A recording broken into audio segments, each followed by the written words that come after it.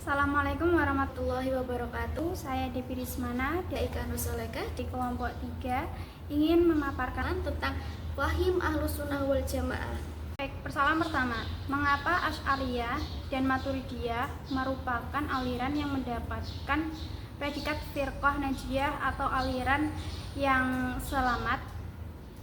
Pertama-tama kita harus mengetahui dulu apa sih itu Asy'ariyah dan Maturidiyah. Asy'ariyah dan Maturidiyah ini adalah mazhab pemikir atau aliran teologi dalam Ahlus Sunnah wal Jamaah. Mereka memiliki pemikiran yang berkembang dalam Ahlus Sunnah wal Jamaah, yang mana mereka berdua ini tetap berada dalam koridor Al-Quran, hadis, ijma, dan juga qiyas. Mereka ini, Asy'ariyah dan Maturidiyah, muncul dari tempat yang berbeda.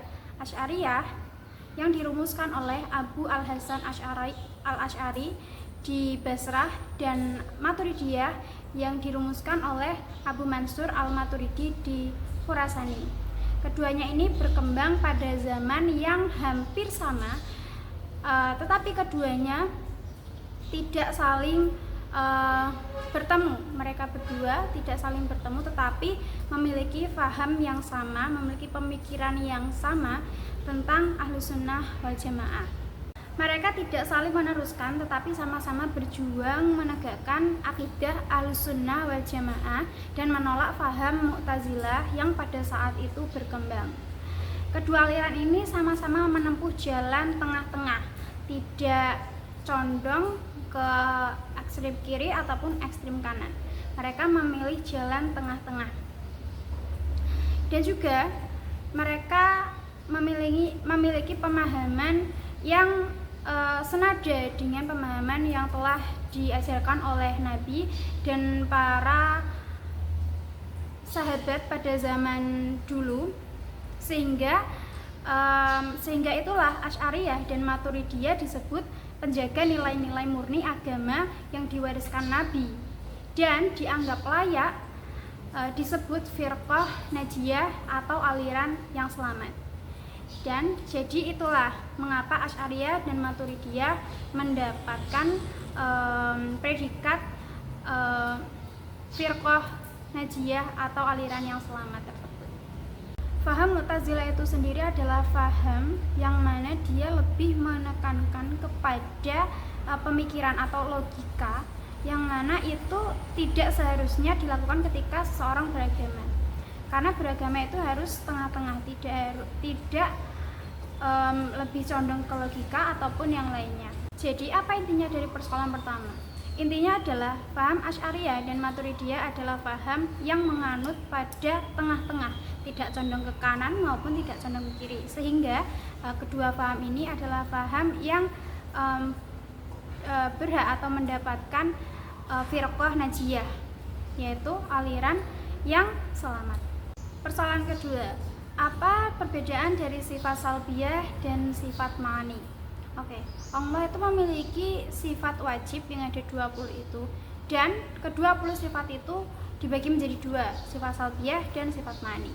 Sifat salbiyah adalah sifat yang menafikan atau menolak adanya kekurangan dari zat Allah, yang mana sifat ini bersifat abstrak dan sulit dijangkau oleh akal manusia secara penuh. Contoh, wujud artinya adalah Allah itu ada.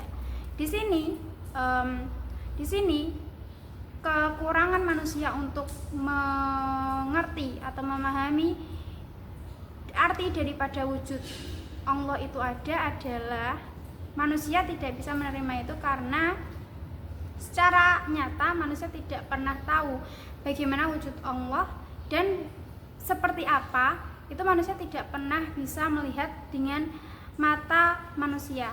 Nah, disinilah letak keabstrakan itu, kesulitan akal manusia untuk memahaminya. Nah, disinilah sifat salbiyah. Sifat salbiyah itu sifat yang sulit untuk dipahami pikiran manusia secara nyata. Yang mana kemudian di sifat salbiyah ini dia menolak bahwasanya Allah itu tidak ada. Jadi sifat salbiyah itu kebalikan. Dia menolak adanya sifat yang tidak relevan dengan zat Allah. Contohnya wujud itu ada, jadi dia menolak bahwa Allah itu tidak ada. Kemudian qidam, Allah tidak memiliki permulaan, jadi dia menolak bahwa Allah itu diciptakan atau memiliki permulaan atau akhiran. Kemudian baqa, Allah itu kekal, dia menolak bahwa Allah itu bisa binasa. Dan juga mukhalafatul lil hawadisi, Allah berbeda dengan makhluk, dengan manusia, dengan tumbuhan. Nah, jadi dia menolak bahwa Allah itu sama dengan makhluk-makhluknya yang diciptakan. Kemudian ada qiyamu binafsihi, Allah berdiri sendiri. Jadi menolak bahwa zat Allah itu membutuhkan tempat atau pencipta atau penolong untuk eksistensinya. Kemudian intinya adalah sifat salbiyah ini adalah sifat yang menolak kekurangan yang disandarkan kepada zat Allah, yang mana akal itu tidak bisa membayangkan bentuknya seperti apa. Akal hanya bisa menerima saja, menerima maknanya. Selanjutnya adalah sifat ma'ani. Sifat ma'ani yaitu sifat yang menyatakan kesempurnaan Allah secara nyata dan akal manusia bisa memahaminya. Contohnya Qudrah, Allah Maha Kuasa, yang mana artinya adalah Allah Maha berkuasa atas semua makhluk yang ada di muka bumi ini. Kemudian iroda artinya Allah Maha berkehendak. Jika Allah menginginkan sesuatu, maka kun fayakun, terjadilah sesuatu tersebut. Kemudian ilmun, Allah Maha mengetahui segala hal yang ada di muka bumi ini. Kemudian hayat, Allah Maha hidup dan Maha menghidupkan makhluknya. Kemudian sama, Allah Maha mendengar kalau kesah hambanya, baik itu yang berada jauh dimanapun. Kemudian basar, Allah Maha mendengar. Kalam, Allah Maha berfirman.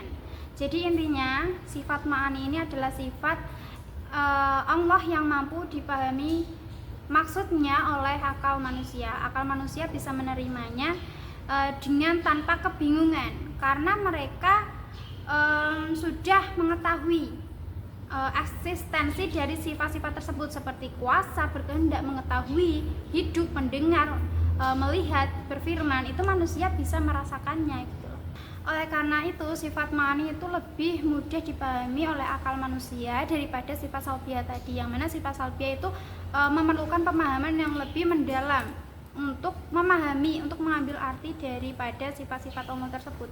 Sehingga perbedaan dari sifat salbiyah dan ma'ani adalah kalau sifat salbiyah itu sifat yang masih memerlukan pemahaman yang lebih mendalam lagi, dan otak manusia itu terbatas untuk memahaminya. Sedangkan sifat ma'ani itu adalah sifat yang mudah dicerna oleh akal manusia.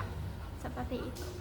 Nah, banyak persoalan tentang mengapa para ulama menyebutkan 20 sifat Allah itu sebagai sifat induk, dan beliau merumuskan hanya 20 saja.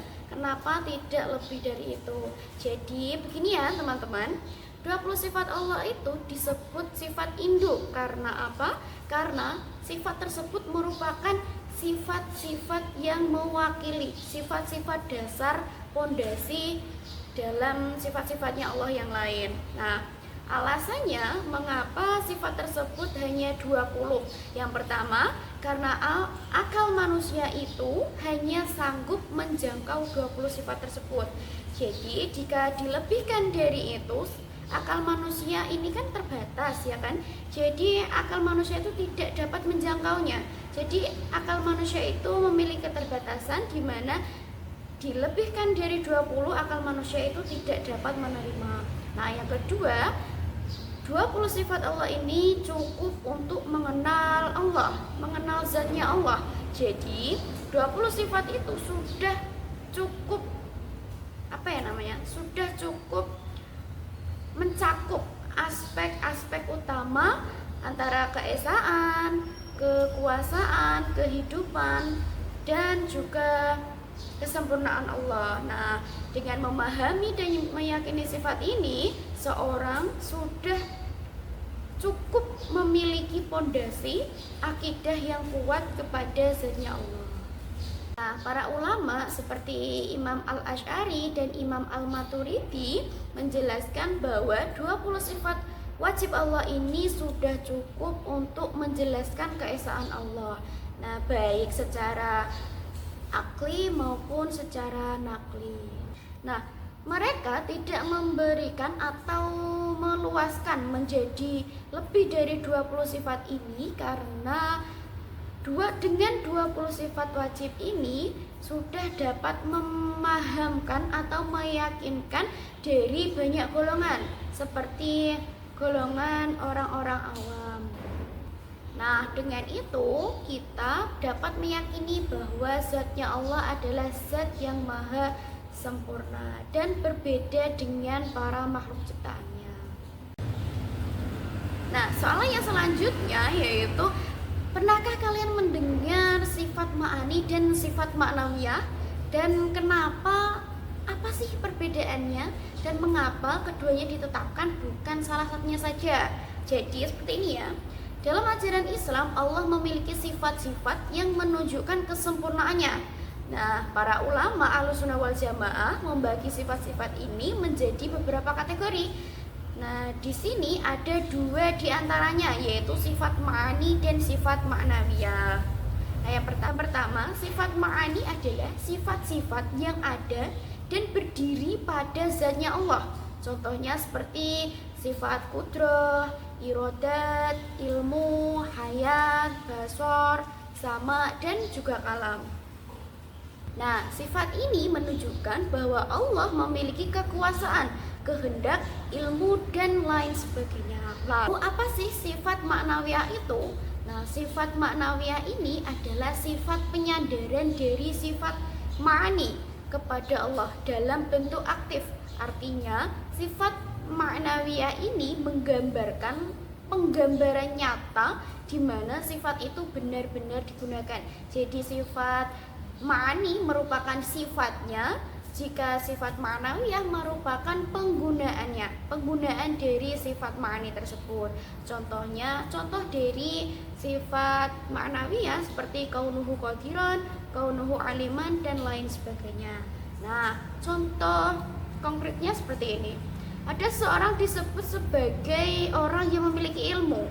Nah, kita bisa tahu bahwa orang itu memiliki ilmu karena orang tersebut mengamalkan ilmunya. Jadi, kalau ma'ani itu sifatnya, apabila ma'nawiyah itu penggambarannya, pengamalannya sifat tersebut, seperti itu. Nah, muncullah pertanyaan, mengapa keduanya ditetapkan bukan salah satunya saja? Yang pertama, sifat ma'ani merupakan ekstensi sifat. Nah, yang kedua, sifat ma'nawiyah menunjukkan bahwa Allah menggunakan sifat-sifat tersebut. Jadi sifat ma'nawiyah itu Allah benar-benar menggunakan sifat tersebut, sifat ma'ani tersebut. Nah, yang ketiga, apabila tanpa salah satu sifat tersebut, pemahaman kita akan ragu dan kurang keyakinan. Jadi seperti manusia kan perlu contoh, perlu penggambaran aslinya, tidak hanya disebutkan tapi perlu pengamalannya, seperti itu. Sekian pemaparan materi dari kami, kurang lebihnya mohon maaf. Wassalamualaikum warahmatullahi wabarakatuh.